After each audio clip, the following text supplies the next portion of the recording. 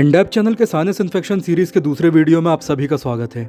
यदि आपने इस सीरीज़ का पहला वीडियो नहीं देखा है तो ऊपर आई बटन पर टैप करके आप उसे देख सकते हैं। पहले वीडियो में हम साइनस इन्फेक्शन के कॉजेज़ और टाइप्स जैसे टॉपिक्स को कवर कर चुके हैं, इसलिए इस वीडियो में हम केवल इसके सिम्टम्स, डायग्नोसिस और कंप्लीट ट्रीटमेंट को ही कवर करेंगे। तो चलिए सबसे पहले साइनसाइटिस के लक्षण जानते हैं। तो सामान्य सर्दी जुकाम के लक्षण आप सभी जानते हैं, लेकिन यदि साइनस इन्फेक्शन में बदल रहा है या बदल चुका है तो इसके लक्षण कुछ अलग होते हैं। जैसे नाक से आने वाला पानी या डिस्चार्ज बहुत ही गाढ़ा हो सकता है। इसके अलावा इन्फेक्शन के कारण इस डिस्चार्ज का रंग पीला या हरा भी दिखाई दे सकता है, या इन्फेक्शन अगर ज़्यादा बढ़ गया है तो ये डिस्चार्ज आपको ब्लड के साथ भी दिखाई दे सकता है, यानी इसमें ब्लड भी आ सकता है। नॉर्मल कफ और कोल्ड या सर्दी खांसी होने पर नाक खुलती और बंद होती रहती है, यानी समय समय पर खुलती और समय समय पर बंद होती रहती है। लेकिन जब साइनस का इन्फेक्शन होता है तो नाक बहुत ही लंबे समय तक बंद रह सकती है। इसके अलावा साइनस इन्फेक्शन होने पर सिर के साथ साथ आँखों और गालों के दोनों ओर या पूरे चेहरे पर भी दर्द या सूजन रह सकती है। यह दर्द तब बढ़ जाता है जब हम झुकते हैं, जैसे नीचे झुककर कोई सामान उठाते हैं। इसके साथ ही पूरे चेहरे पर लगातार परेशानी या जकड़न भी बनी रह सकती है। यदि साइनस में इन्फेक्शन हो चुका है तो सुबह उठने के बाद आपको लगातार 10 या 15 छींकें आ सकती हैं या स्नीजिंग हो सकती है। साथ ही झटके से सिर इधर उधर घुमाने पर, जैसे दाएं बाएं या ऊपर नीचे घुमाने पर 4 से 5 सेकंड के लिए आपको चक्कर भी आ सकते हैं। साइनस इन्फेक्शन में नेज़ल कंजेशन और पोस्ट नेज़ल ड्रिप यानी नाक का बंद होना और म्यूकस का लगातार गले में गिरना जारी रहता है, जिसे गले का रेशा भी कहा जाता है। इसके अलावा इसके कई और लक्षण दिखाई देते हैं, जैसे कम सुनाई देना और कान का बहना, गंध का बिल्कुल ना आना या फिर गंध का या स्मेल डिस्टॉर्शन। इसके अलावा नाक और गले में से बदबूदार सांसें लगातार आना और सर्दी खांसी के साथ लंबे समय तक बुखार रहना। तो ये सभी साइनसाइटिस के क्लासिक सिम्टम्स हैं। यदि आपको इनमें से कुछ सिम्टम्स दिखाई दे रहे हैं तो जल्द से जल्द डॉक्टर से संपर्क करना चाहिए। और एक ज़रूरी बात, यदि सिम्टम्स 1 या 2 हफ्तों तक रहकर ख़त्म हो जाते हैं तो ये एक्यूट साइनसाइटिस को इंडिकेट करते हैं। लेकिन यदि ये 4 से 6 हफ्तों तक या 2 महीनों से भी अधिक समय तक बने रहते हैं तो ये क्रोनिक साइनस इन्फेक्शन को इंडिकेट करते हैं और इसकी कुछ खास देखभाल और मेडिकेशन करना पड़ता है। तो लक्षणों के बाद आइए हम साइनस इन्फेक्शन के डायग्नोसिस की जानकारी लेते हैं, यानी पता करते हैं कि क्लिनिक में या नॉर्मली ये कैसे पता किया जाता है कि किसी व्यक्ति को साइनस का इन्फेक्शन है या नहीं। तो अभी जिन लक्षणों के बारे में बताया गया है वो सभी साइनसाइटिस के क्लासिकल सिम्टम्स हैं, यानी अगर किसी को ये लक्षण महसूस हो रहे हैं तो उसे साइनस में इन्फेक्शन हो सकता है। लेकिन यदि कोई व्यक्ति साइनसाइटिस की जांच के लिए क्लिनिक या अस्पताल जाता है तो डॉक्टर या मेडिकल प्रैक्टिशनर कुछ खास तरह के टेस्ट कर सकते हैं। पहला तरीका है राइनोस्कोपी। यह एक बहुत ही अच्छी मेथड है और यह 2 तरह से की जाती है, एंटीरियर राइनोस्कोपी और पोस्टीरियर राइनोस्कोपी। इसमें डॉक्टर नेज़ल स्पेकुलम की सहायता से नाक के छेदों या नॉस्ट्रिल्स को चौड़ा करके नाक के अंदर जांच करता है। इसमें खासकर नेज़ल सेप्टम को देखा जाता है कि कहीं वो टेढ़ा मेढ़ा तो नहीं है। नेज़ल कैविटी की भी जांच इससे की जा सकती है।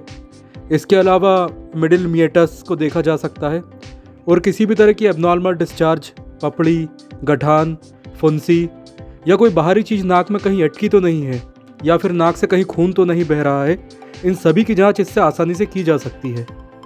कभी कभी साइनस के इन्फेक्शन की जांच के लिए डॉक्टर एक्सरे को भी रिकमेंड कर सकते हैं। यहाँ आप एक हेल्दी एक्सरे और एक इन्फेक्टेड साइनस का एक्सरे देख सकते हैं।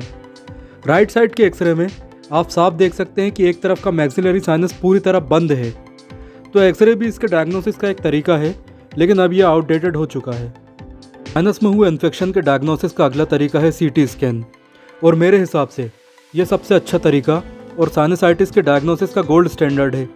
CT स्कैन से एक बार में ही पता चल जाता है कि हमें किस साइनस में इन्फेक्शन हुआ है, कितना इन्फेक्शन हुआ है और साइनसेस की ओवरऑल कंडीशन क्या है। आप CT स्कैन की इस इमेज को देखिए, जिसमें लेफ्ट साइड का मैक्सिलरी साइनस साफ साफ इन्फेक्टेड यानी ग्रे दिखाई दे रहा है और राइट साइड का साइनस ब्लैक है और इसमें किसी तरह का कोई इन्फेक्शन नहीं है। तो यदि किसी व्यक्ति को साइनस इन्फेक्शन की आशंका लग रही है तो उसके लिए CT स्कैन ही बेस्ट रिकमेंडेशन है। साइनस इन्फेक्शन की जांच के लिए MRI स्कैन भी किया जाता है, खासकर तब जबकि यह आशंका है कि साइनस का इन्फेक्शन फंगस के कारण हो रहा है या इसमें कोई ट्यूमर तो नहीं बन रहा। इस इमेज को देखिए।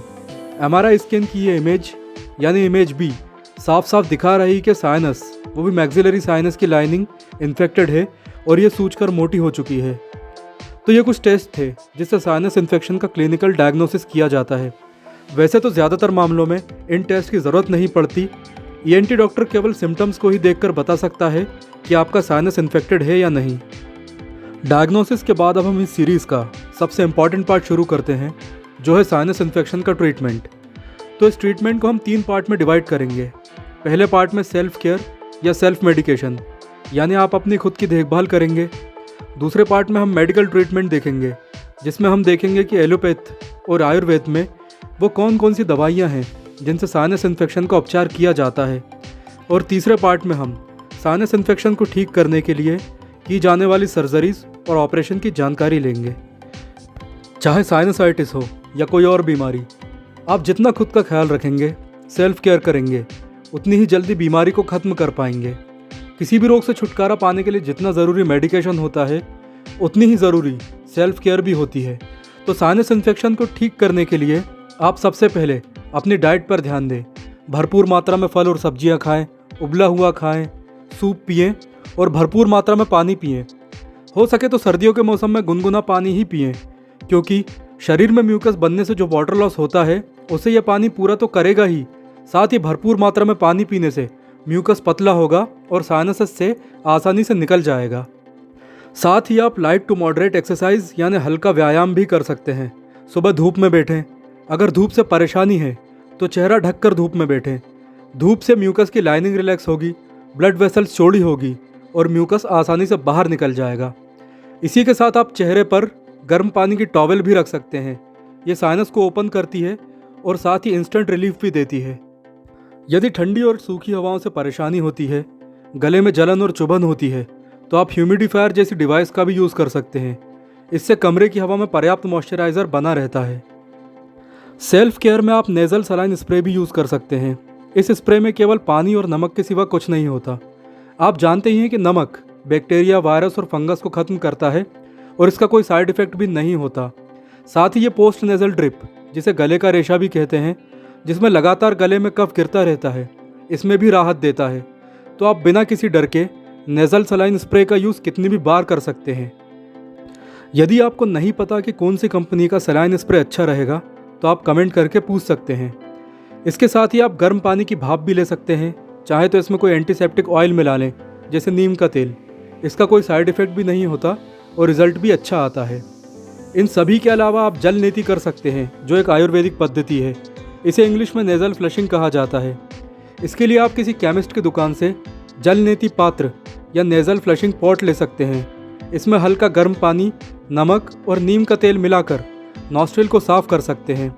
इससे कई लोगों को बेनिफिट हुआ है और कई लोगों का साइनस इन्फेक्शन भी ठीक हुआ है। तो ये थे वो काम जिन्हें आपको साइनस इन्फेक्शन की कंडीशन में करना है। याद रखिए कि यदि आप सेल्फ केयर अच्छे से करते हैं तो 65% लोगों का साइनसाइटिस वैसे ही ठीक हो जाएगा। उन्हें डॉक्टर के पास जाने की कोई ज़रूरत नहीं है। चलिए अब उन कामों को जान लेते हैं जो साइनस की कंडीशन में आपको अवॉइड करने हैं।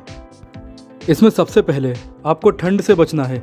चाहे ठंडा खाना हो, ठंडी ड्रिंक हो, ठंडा मौसम हो, ठंडी हवा हो या ठंडा शॉवर हो, आपको इन सभी से बचना है, क्योंकि ठंड साइनस इन्फेक्शन की कंडीशन को और ज़्यादा ख़राब कर सकती है।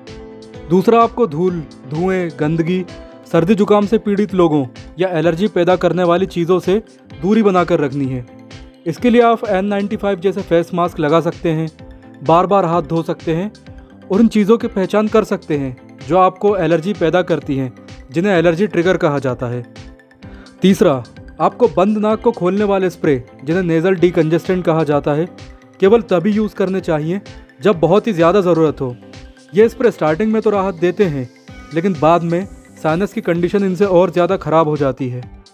चौथा, आपको ज़्यादा तला, भुना या मसालेदार खाना नहीं खाना चाहिए, क्योंकि तेल और मसाले गले में चिपककर कफ को और ज़्यादा गाढ़ा बना सकते हैं।